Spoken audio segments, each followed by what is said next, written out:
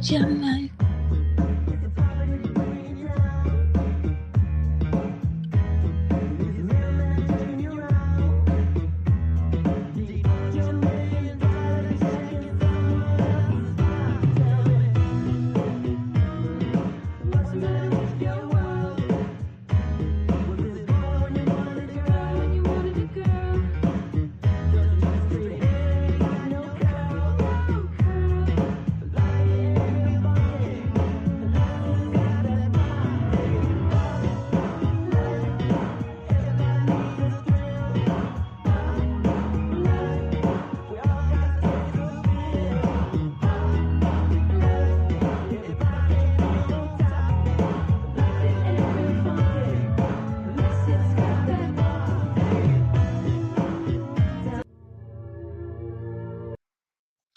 Good morning, and good morning again. Welcome to Secure the Bag with, of course, your girl, your host, Stephanie Beard, aka Laker Girl, where Friday secures the bag. Today, we're talking about one of the most important investing skills you can develop: how to maneuver the market when it's crashing. Because the market drops don't destroy portfolio. What does is when you panic and you do panic decisions. All right. So before we get into everything, of course, and I'm maneuvering everything myself today. So this is challenging, which I like. I like anything to challenge me. So I'm going to go ahead and run this show. I hope that Nicole Snitchy is okay. But let's go ahead and get into it. So I got to get into my disclaimer, of course. This is not financial advice, you guys. This everything is for educational and entertainment purposes only. I am not a licensed financial advisor. Please trade. Please, please, please. Whatever advice you hear or whatever you hear me saying, trade at your own risk tolerance. I basically just telling you what I do when in the market. Okay. Um, see if I get this out of here. Hide that. All right. Uh-oh. Look at that. My let me clean my camera here, you guys. So you guys can see me clearly. Maybe that's just the lighting. Well, anyway, welcome, you guys, to Secure the Bag. Today is Friday, Secure the Bag. We're here every Friday, every Monday and Friday, 7 a.m. Pacific Standard Time. All right, so a quick cap what we have covered here on Secure the Bag. Our last episode, we covered risk management, position sizing, protecting capital, emotional discipline, and today we will apply these lessons in the real market conditions. I got to clear this up. I think it's still my um, lens. So let me try to see what's on there. It's all blurry up. Okay, there we go. It's much better. All right, you guys. So the market is crashing. It is what it is. The market is crashing. The market goes up, the market goes down. That's just what happens. One of the biggest mistakes is don't try to call the bottom. And what I mean when I say that is when investors make these are mistakes that investors make during crashes. It's when they're trying to predict when the market will stop falling. Don't try to do that.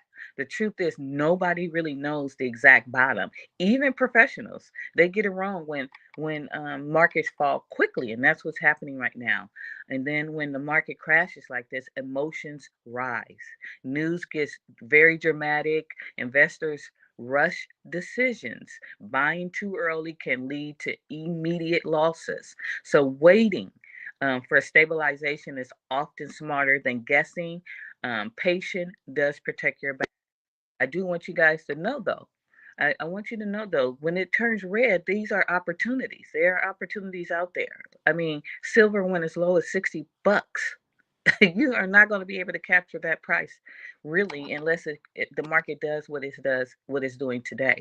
Step two, reduce position size, which means volatility increases during crashes, and that means stocks move faster, options move even faster, which risks are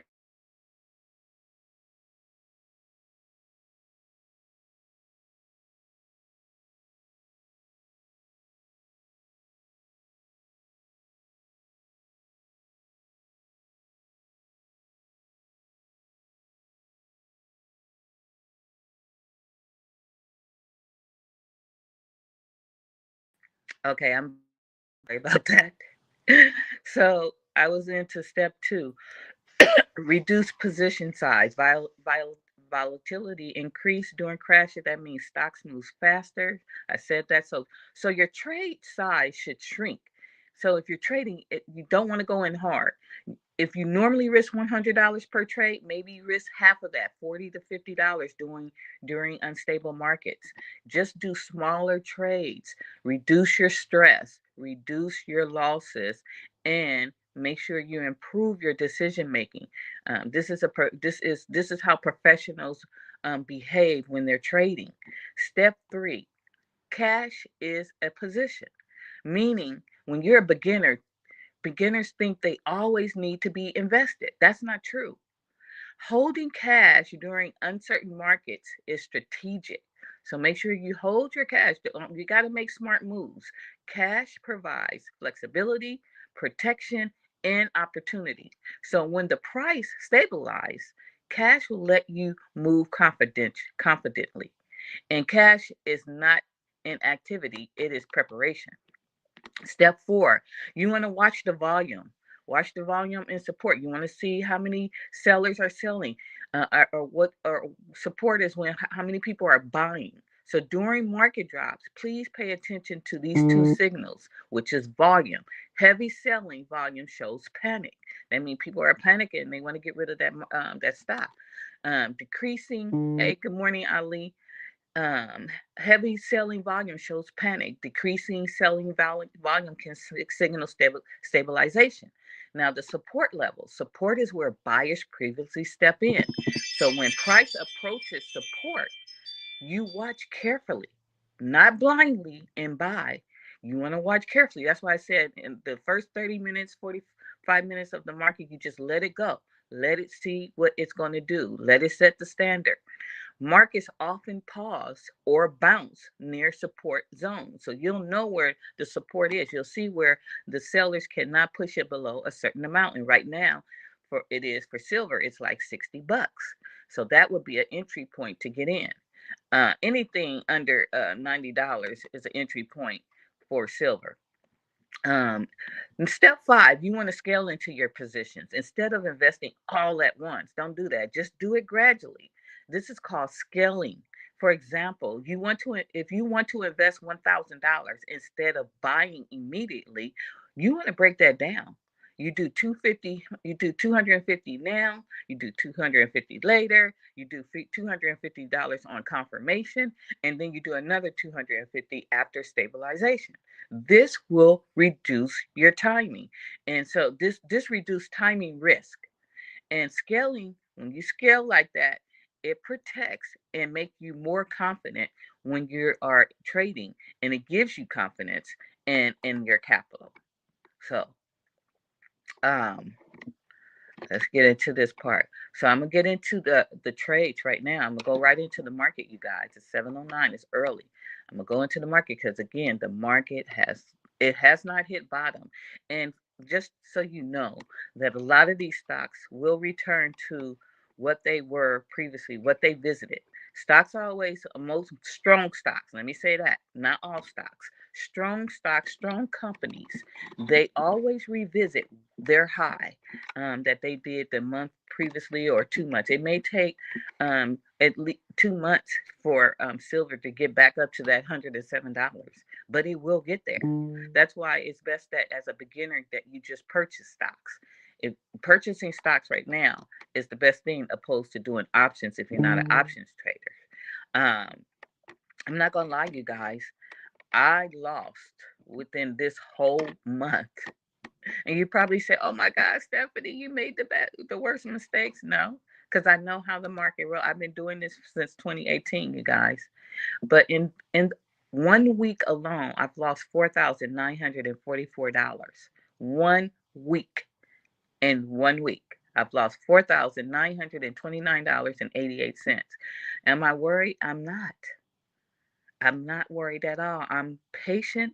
I'm disciplined. I have bought my cost average down on some of my options, which is great because when you buy your op- average down, you have more options to sell. So I could sell an option when it hits $95. I could sell one. I could sell another one um, um, when it goes up to $95. I could sell another one when it goes up to $100. I could sell one at $80 and $85. I'm still going to be in the green and make profit. I have a total of 5 silver options based off of the market crashing, so to speak. Right now, silver is up 20%. Well, my options are. They're up 20%. So again, they went as low. I mean, they went horribly low. If you're a beginner, you would be like, oh my God, what did I do? No, I stay very disciplined.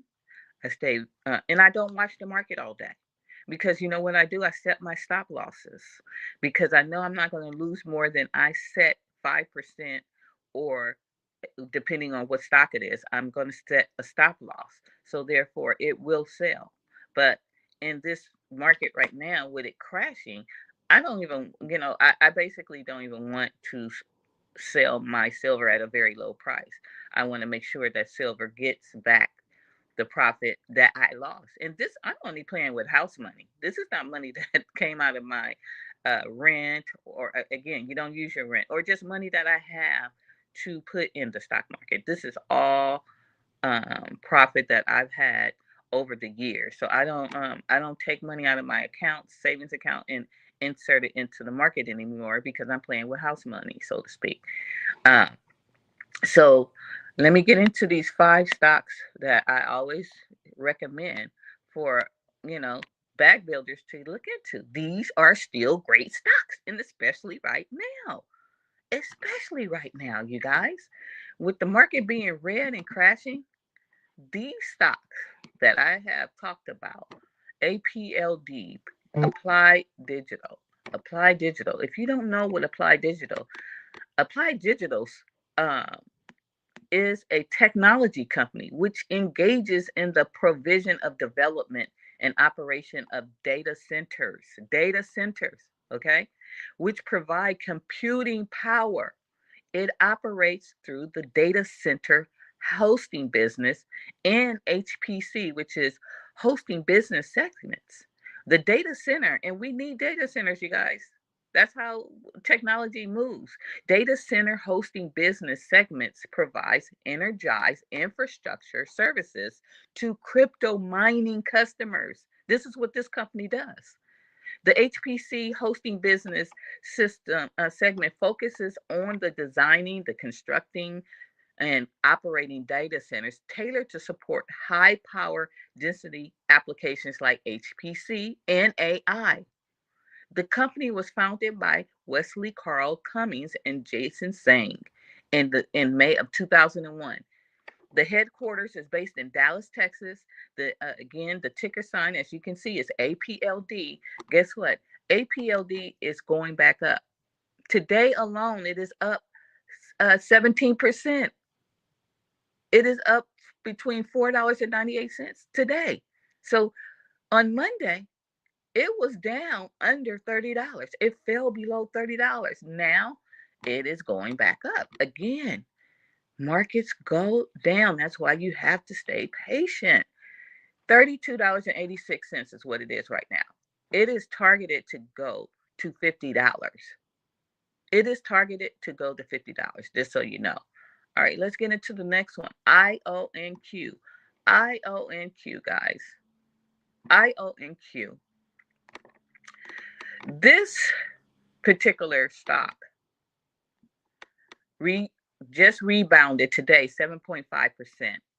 And some analysts buy rating and insider option buying, they there is a short seller report connected to IONQ. But right now, IONQ is up $2.31. It is up 7.51%. It was below $30 on Monday. Now it is rising. And IONQ, if you haven't did your research on it, this company develops and manufactures quantum computers. If you know this, these are all into computing. The firm specializes in quantum computing and quantum information processing. The company was founded by Christopher Moreau and Jung Sang Kim. I think I went over there. And they are headquartered in College Park, Maryland. So IONQ, this stock is also slated to go, targeted to go to $50. It is at $32.76. All right, let's move into the next one, Irene, which I like. I have an option in Irene right now. So I'm hoping that Irene is going to get back to where it belongs.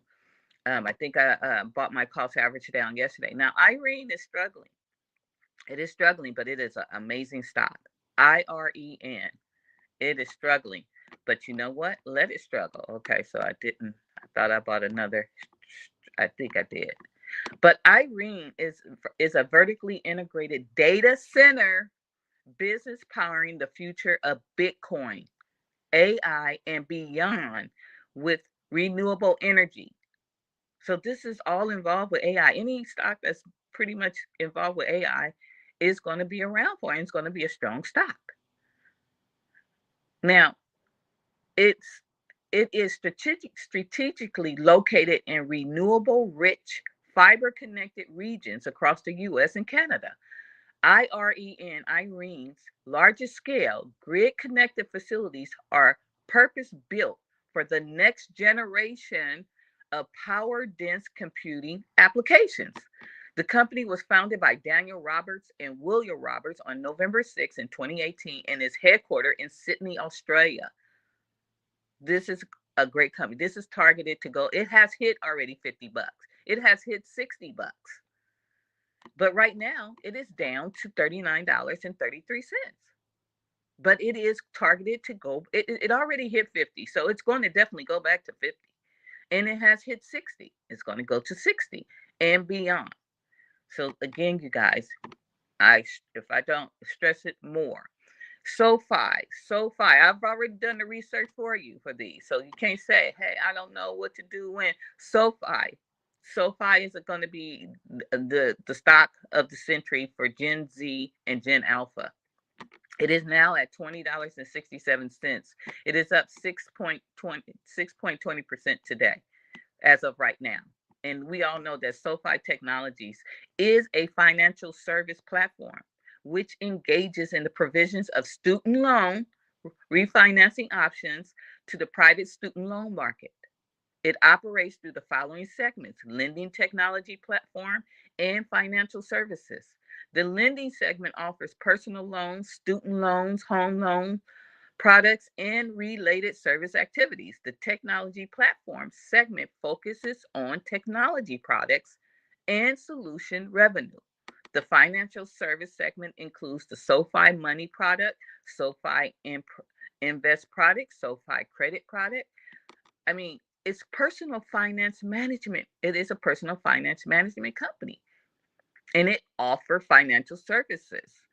And it is going to be the bank for all Gen Z, younger generation, and all of that. And right now, the volume is moving. The average volume is 58.75 million that moves. So volume is always important to watch, you guys. Um, but it's not too late to consider, purchasing SoFi. It's never too late because this particular stock will hit $100. It is moving slowly. It will take the scenic route, but it will hit $100. I'm not saying in 2026, but at least by 2030, this stock will be $100 and beyond. Mark my words. And last but not least, the Lyft. Everybody know Lyft, ride sharing, and Lyft is fell all the way down to $15.99. Okay, Lyft will be acquired most likely by Tesla or by Google, and when that happens, this stock will take off. It is targeted to hit $30 in this year. So Lyft we already know it's a ride sharing company, and the analysts are a little mixed because of their Q4 earnings. It's coming up, and it is scheduled on February 10th, to be honest with you. So their earnings, let me see what they're predicting with the earnings. Now, March 27 options are not available. Right now, Lyft is analysts are saying that Lyft is a 31% buy, a 65% hold, and 4% sell. And what that means is bulls are saying Lyft partnership with DoorDash, because it is partnered up with DoorDash, um, should drive more engagement on the application. Because a lot of people hit Uber before they hit Lyft. I go to both and compare prices. But Lyft's partnership model with public transit can result in a harmonious and symbiotic relationship with the cost conscious consumer. Lyft's partnership with nascent autonomous vehicle companies like May Mobility, Mobileye, and Nexar keep the door open for more advantage AV partnerships soon. So, and then of course we have the bears that are saying Lyft has volatile and downward trending incremental margins indicative of low pricing power. Autonomous vehicle companies could decide to build an exclusive platform and completely remove Lyft from the ride hailing marketplace equation. Now, Lyft's core user base growth and scale is significantly lower than Uber's, but that's fine because Uber been here around. Uber, you guys, Uber is something else. I've been doing a lot of research on Uber. As such, Lyft has poor value proposition on the major autonomous vehicle companies. And this is what the naysayers are saying. This is what the bears are saying. They don't want you to buy it. But again, it is a 31% buy. It is a 65% hold, meaning if you purchased it and you hold on to it, this is going to take the slow route to getting to $30. It's just what it is. But when it hit $30 and $50, because it's going to hit it in increments, you will be in already and you won't be the last person up. Let's see. Okay, let me hide it. All right, you guys, I'm back. So, what I'm trying to tell you is don't panic during this time. It's okay. It's okay that the market is crashing. It isn't crashing like it did in 2020 when I initially just made, I mean, I was, man, I can't tell you how excited I was in 2020. I mean, I made, like I said, I'm not trying to bag or try to flex, but um, close to, what is this doing this? Um, okay, there we go. No, I don't want to do that. Close to $100,000. Of course, you got to be prepared for taxes, which I was, because I didn't put no more than $5,000 in the bank to get to that. So I wasn't crying about nothing there. Um, Let me take a sip now. This is my onion potion, you guys. If you ever feeling sick, do this onion potion. And real quick, this is off subject with Secure the Bag. But this onion potion I drink every Monday and Friday. You could be around sick people out here. This flu is out here taking people out. Um, but you just boil a red onion. You cut it up. You boil the red onion, you guys. You strain it. And then you, of course, pour you a cup of the onion potion. You take 2 capfuls of virgin olive oil, and then you put honey if you're allergic to honey, because some people are. You can use a blue agave, 100% blue agave, and you take the remaining potion and you put it in the ice tray and freeze them into cubes. So every morning or whenever you want to use it, you just pop the cubes in a cup of hot water. You repeat the process of putting a couple of capfuls of virgin olive oil in the honey or the 100% agave, and voila. You could be around sick folks and everything. You're not going to get sick. This is home remedies, back in the day remedies, okay? Mm. And it works and it tastes delicious. All right, let's get back to securing the bag, you guys. Um, let's see where I'm at on here. Let's see. There is a market crash survival cheat sheet. If you're interested in getting that, you can hit me up and I will send it out to you. But there is a cheat sheet that you can look at to know how to maneuver this particular time of the market. Because people get anxious, they start panicking, they think their money is gone forever. And it's really the decision making on what it is, because volatility is totally temporary. Discipline is permanent. That's why you have to stay disciplined in this market. Because if you don't, you will feel some kind of way. You get very emotional. I'm watching right now squawk on the street and the news. It gives them something to talk about, of course. And there, let me just give you, I got 4 minutes. There are real world market crash examples. There are the 2008 and 2008, there was the financial crisis. The market fell over 50%. Banks failed, housing collapsed, fear dominated the news. But over time, the market recovered and went on to reach new highs. So the lesson in that is markets can fall hard, but recovery is part of the cycle. In 2020, I just spoke about that. The market dropped fast in just weeks. And this was one of the fastest crashes in history.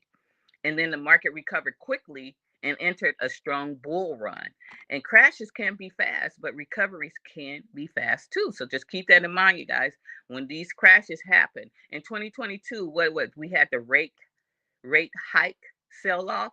The markets declined due to inflation and interest rate increases. And the reason why the market is crashing is because of Trump and him picking his Fed um, the guy to take over the federal and tell us about inflation, if he's going to make any interest rate increases or decreases. That's why this market and the other news is affecting it too, and it always has to do with crazy ass Trump. But growth stocks and techs were hit in 2022, and they were hit hard. But different crashes happen for different reasons. But discipline always matters, and discipline will always win out. So please do not panic sell everything. Don't go out there and say, I'm going to sell everything. Selling at the bottom locks in losses. Fear decisions often happen at the worst times. So don't do that. Don't double down emotionally. Don't ignore risk management. We just talked about that on Monday. Don't follow social media panic. Don't do it. And don't invest money you're going to need soon. Okay? So keep that in mind, you guys. I really appreciate you guys coming through and listening to me. And I hope you really are learning and taking this into consideration. I do these shows so you can become a stock trader. And in the long run, you're going to be very excited about being a stock trader and looking at that portfolio and saying, this is what I did. This is how I became a stock trader. And I'm going to do a quick closing. Markets just just know that markets fall, but markets recover. Cycles repeat. And your job is not to avoid volatility. Your job is to survive. Survive it and survive it calmly. Because on this show, Friday Secure the Bag, and this is Secure the Bag with your host, Stephanie Beard, a.k.a. Lakergurl. We're going to see you guys at the top, of course, and we're going to see you back here on Monday, where Monday builds the bag, all right? I want to thank you guys for being here. Thank you so much. I love you guys, and I will see you guys. Have a great weekend, of course. Be safe out there, and it's Super Bowl weekend. So I hope Seattle takes it. I hope Seattle takes it. All right, you guys, we're going to get up out of here. And again,